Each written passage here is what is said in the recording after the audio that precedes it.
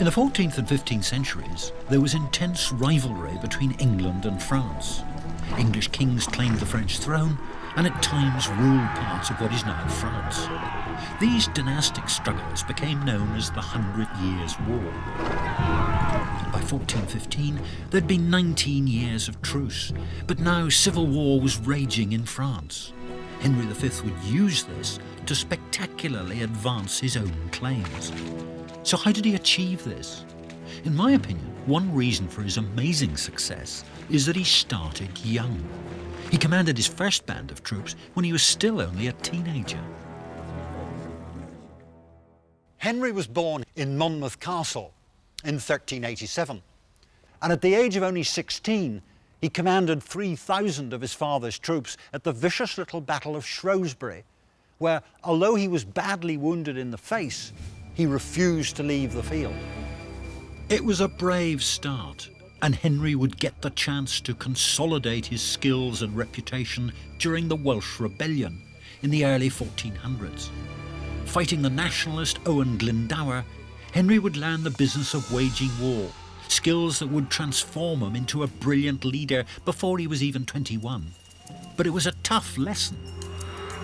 It's important to understand the difficult terrain in Wales and the harsh conditions, so he'd have learnt a lot about the need to motivate men and to keep them well supplied, logistics I suppose we'd call it today. Henry would learn something else which would prove really useful in years to come: how to cope with the tough conditions of war. During the Welsh Rebellion, several important castles in northern Wales were taken, and they had to be recovered by siege operations. And Harlequ's a good example. It took literally years to wear down the resistance, and that was a hard learning experience for Henry. Sitting in the damp siege lines, it's no better than the trenches of the First World War.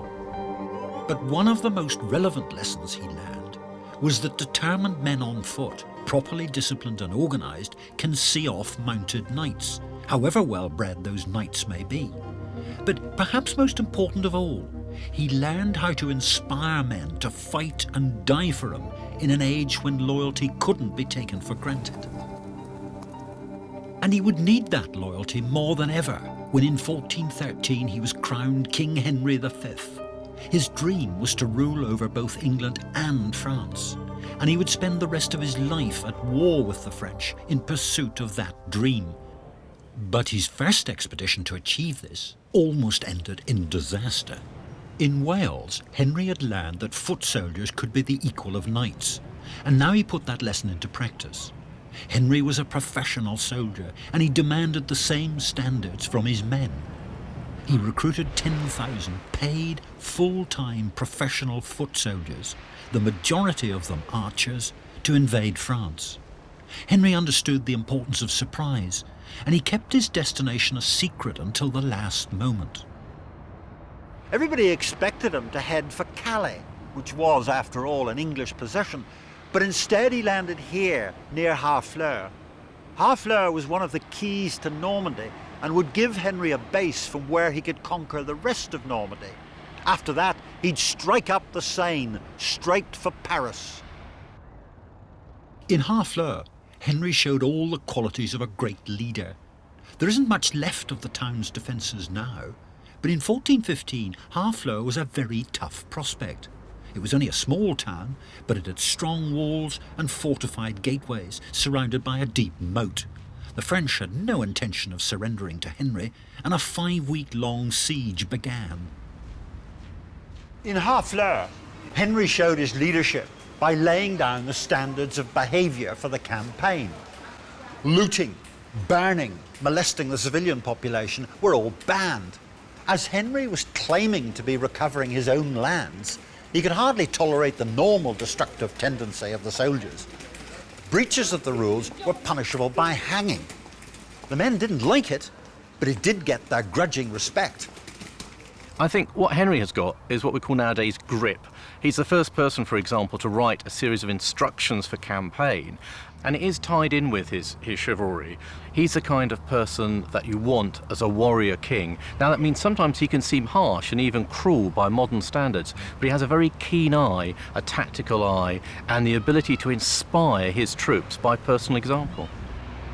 And what happened next would test his leadership and their loyalty to the utmost. In medieval warfare, armies that kept on the move could stay reasonably healthy. But now, after a 5-week-long siege, the army was hit by disease. It's a hallowed tradition of the Englishman abroad that he samples the local cuisine, eats far too much of it, and pays the penalty. And 1415 was no different. Henry's men tapped into the clams and the mussels and the oysters that grew in profusion in the waters around Harfleur. The trouble was that the oyster beds were right next to the town's sewage outlet, and large numbers of the men started to go down with dysentery. 2,000 men died, and another 2,000 had to be sent back to England. Cheers. It's a measure of his skill as a great commander that even in the face of such losses, Henry retained the support of his sick troops. Together they toughed it out until the town was finally won, but it had cost him almost half of his men. Henry had Harfleur to show for his expedition, but precious little else. It was far too late in the year now to head for Paris, even if he'd had an army that was healthy and up to strength. And the weather had turned wet and stormy. But he couldn't just sail back to England. He had to produce something to justify the expense of this first foray to France. Henry decided on a radical and daring plan to march his troops 150 miles north to the English city of Calais and conquer whatever he could en route. It would be the ultimate test of his command of logistics and his ability to motivate and discipline his already depleted army. So he enforced the rules he had laid down in Harfleur with an uncompromising harshness. It's a measure of his strength of character and leadership that he chose to hang a prized asset, an archer, caught looting a church, rather than let discipline slip. Henry was being shadowed by a French army, which grew bigger and bigger as each day passed, and which was determined that this English upstart would never get home. They guarded all the crossings over the River Somme to block the route to Calais. And in their own words, they were caught like sheep in a fold. They were in a hostile land, they were outnumbered, they were sick, and they were running out of supplies.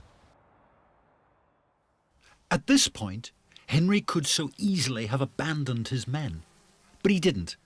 He was a tough, even harsh leader, but he cared for his men and he would look after them, come what may. This is all that's left today of the castle at Boves.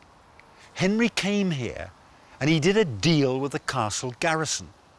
He wouldn't burn the town at the bottom of the hill if they provided him with food.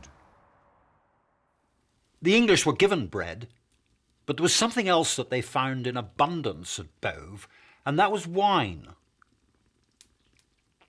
Now, the effect of large quantities of alcohol on empty stomachs would have been disastrous for discipline, and Henry forbade his men to have any. And when they asked why they couldn't fill their canteens, he said they would make bottles out of their bellies and get out of control. A great commander has to be a good disciplinarian, and once again Henry had proved the importance of it. In a cunning move, he now surprised the French with a sudden attack on a nearby town. It was a clever diversion, designed to hoodwink them into thinking he was intending to force a crossing over the Somme.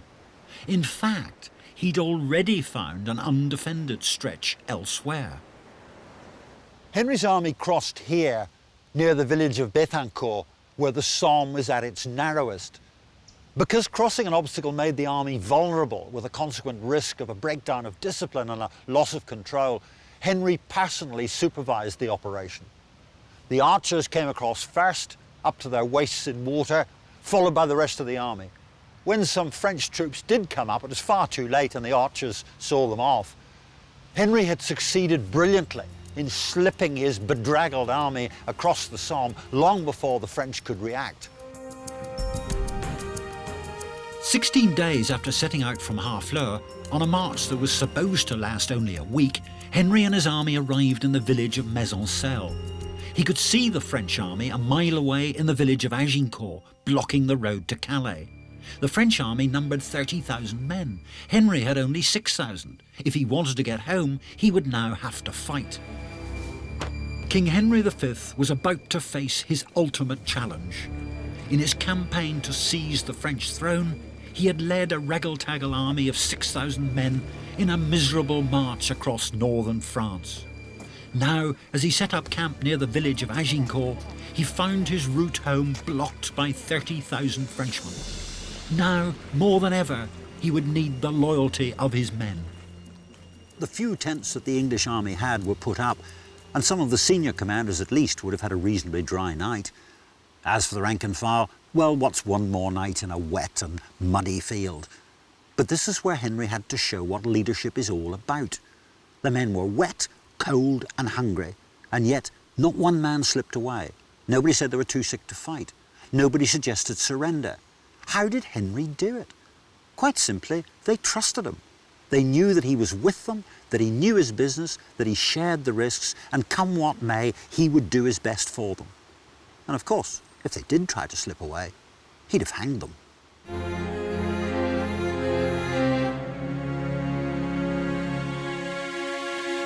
On the morning of the 25th of October, 1415, the English army stared across the battlefield at the French.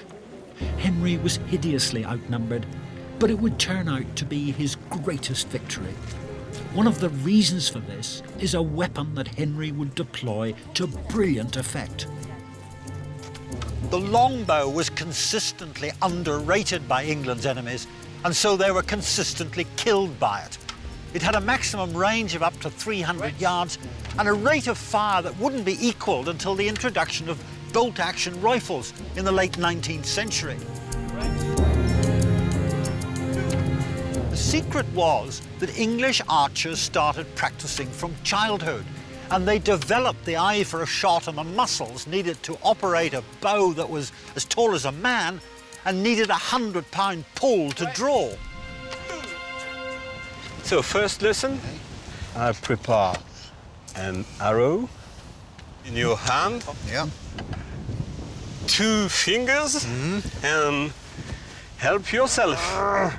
Keep the arrow on my knuckle. 2 fingers to the ear will be the best. It's actually bloody difficult. Yeah, Not terribly good. it's not so bad. very impressive at all. It's not so bad for a new archer. Now, a good archer, how many arrows could he shoot in a minute? And during medieval time, 10 or 12 in a minute. And it was like a gun machine. It was very quick. And you may imagine here on the battlefield, more than 6,000 people, archers, in a minute, sending tons of iron on the heads of the knights. There are 2 very different armies at Agincourt. The English army was made up of full-time professional soldiers, whereas the French were just out for a day's sport with nobody wanting to take orders. The English army is commanded by King Henry V in Passon, in the centre, and he's flanked by dismounted men-at-arms and armoured knights. They're interspersed with archers, and in addition, there are 2 large wedges of archers on each flank. Altogether, about 6,000 men, of whom 5,000 are archers. On the French side, the French king, Charles VI, well, he's not here. He suffers from the unfortunate delusion that he's made of glass, and that makes military campaigning a bit difficult. So he's off in Paris, and in reality, nobody's commanding the French army. They've got men-at-arms as well, in 3 lines. They've also got cavalry, with a contingent on each flank. They've got crossbowmen, but they're near the back, sandwiched between the 2nd and 3rd lines of men-at-arms. Altogether, about 30,000 French soldiers, outnumbering the English by 5 to 1. Henry knew he had only 2 options, to go on the attack or surrender. But he wasn't one for giving up, even with the odds stacked against him. For a long time, the two armies stood on the field of Agincourt, waiting for the other to make the first move. And then, at about 1100 hours, Henry decided that he would have to provoke the French into attacking him. He ordered the royal banner forward, and the whole army began to advance. They moved quite slowly. Henry conspicuous in the centre in his golden helmet and his crown. And when they got to about here, just within arrow range of the French, Henry ordered a halt. 300 yards away, there were 30,000 Frenchmen. And then Henry ordered his archers to unleash an arrow storm at long range. Yes! The French couldn't reply because their crossbowmen were at the rear, and the arrows so incensed the French cavalry that they launched an all-out attack on the English line. It was exactly what Henry had been waiting for. 5,000 arrows every 6 seconds rained down, and hardly a single French horseman got anywhere near the English lines. Then the French infantry advanced, and Henry ordered the archers to unleash yet another deadly shower of arrows. Henry was a commander who led from the front, and now he thrust himself into the thick of the fighting. But still the English line was forced slowly back. Henry's decision to recruit archers, who trusted and respected him as a leader, now paid off. They were multi-skilled killing machines, prepared to do whatever their king demanded to win the battle. Casting aside their long-range weapons, they drew their knives and launched themselves into the thick of the fighting. The first French line recoiled and ran straight into the second line. It was chaos.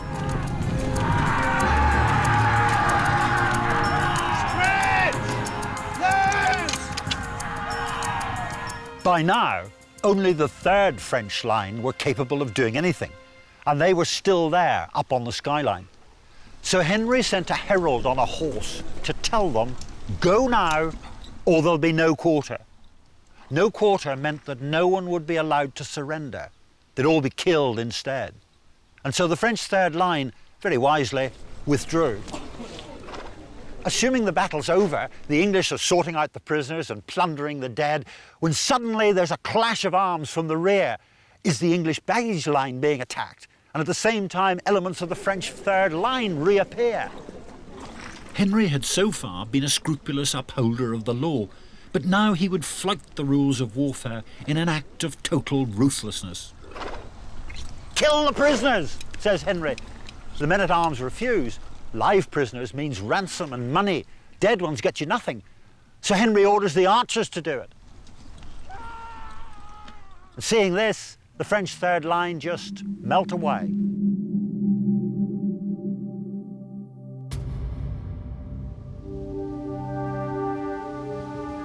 It's believed that some of the French dead were buried here by local monks. But why did Henry have the prisoners killed? It was a war crime then, as it would be today. Perhaps if we put ourselves in Henry's shoes, we can see the logic. Although he's seen off most of the French army, he's still greatly outnumbered. And if he's attacked again by that third line, and all these prisoners milling about pick up discarded weapons, then he can still lose the battle. So what he did was ruthless, but necessary nevertheless. The road to Calais and home was now open. Agincourt was a masterpiece of Henry's leadership and professionalism. The French death toll was massive, around 10,000, including half the nobility, at a cost to the English of 300 dead. So how did a greatly outnumbered raggle-taggle army of cold, hungry and feverish soldiers trailing vomit and diarrhea behind them in a foreign land manage to trounce the flower of the French aristocracy? Well, more than anything else, the English had a leader, a king who got in amongst them, who understood them, who shared their dangers, who inspired and motivated them, and who understood the business of waging war. The English used archers, whereas the French refused to believe that anyone other than a gentleman could have any decisive effect on the field of battle. But none of these would have made a difference if the English hadn't had faith in their leader, King Henry V. Agincourt wasn't the end of Henry's war, but his incredible victory so terrified the French that never again would they face him in open battle. Would Elizabeth II today rule over Great Britain and France? Well, probably not. But by his single-minded determination, his professionalism, his ability to inspire and to motivate, and his refusal to give up whatever the odds, Henry V showed that he was not only a great English king, but a great British commander too.